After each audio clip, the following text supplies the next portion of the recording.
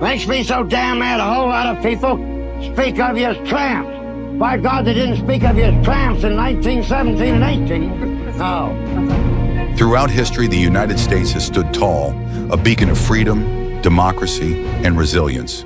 But behind its power, its growth, and its influence lies a truth often forgotten. It is the men and women who served on the front lines who have truly shaped the nation. With their own flesh and blood, they fought, bled, and sacrificed to ensure the survival of this country, earning a debt that remains unspoken. In every battle fought, in every sacrifice made, these veterans bore the weight of the nation's survival. It was through their courage, their pain, and their unwavering belief in what America could become that this country remained unbroken. They are the true testament to what it means to be American, the ones who ensured this nation's survival through their sacrifice. The Bonus Army was a group of approximately 43,000 demonstrators, including 17,000 World War I veterans, their families, and affiliated groups who gathered in Washington, D.C. during the summer of 1932. The veterans demanded a cash payment of the bonus, which was not scheduled to be paid until 1945. To some in Washington, paying veterans was seen as an insult to the idea of selfless service.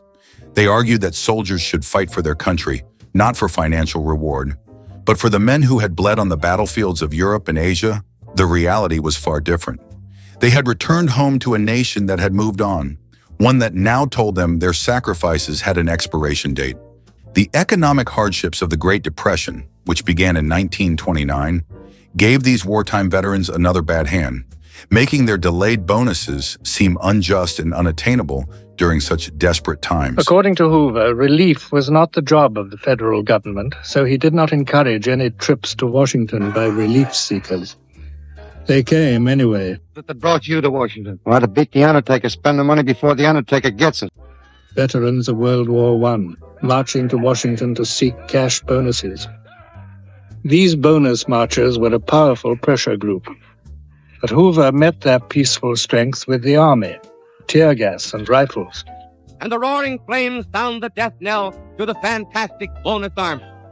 In the shadow of the beautiful dome of the Capitol of the United States of America. The operation was led by General Douglas MacArthur, with Major Dwight D. Eisenhower as his aide and Major George S. Patton commanding the cavalry. Their orders? Clear the encampments. Their method? Force.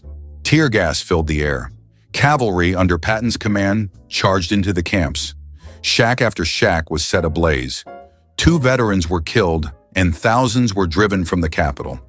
America had turned its weapons on its own soldiers. General Douglas MacArthur, a staunch anti-communist, saw the Bonus Army as a precursor to revolution. Major Dwight D. Eisenhower, though involved in the operation, later criticized MacArthur's excessive force. J. Edgar Hoover, head of the Bureau of Investigation, had helped gather intelligence on perceived communist elements within the protest. The images of homeless veterans under attack by their own government shocked the nation. The backlash was immediate. By 1933, public anger over the Bonus Army incident helped Franklin D. Roosevelt defeat Hoover in the presidential election. But even Roosevelt resisted early payments.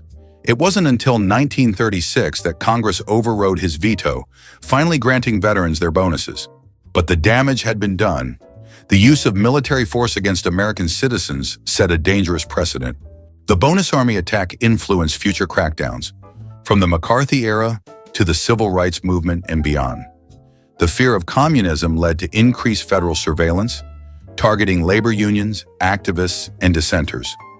MacArthur's actions highlighted tensions between civilian leadership and military commanders, a struggle that would continue through the Cold War. In the end, the Bonus Army's fight wasn't just about money. It was about recognition, justice, and the government's duty to those who served. Their struggle forced America to confront its failures and set the stage for future veteran protections. But it also left a darker legacy. The idea that when unrest comes, the government's first instinct may not be to listen, but to crush.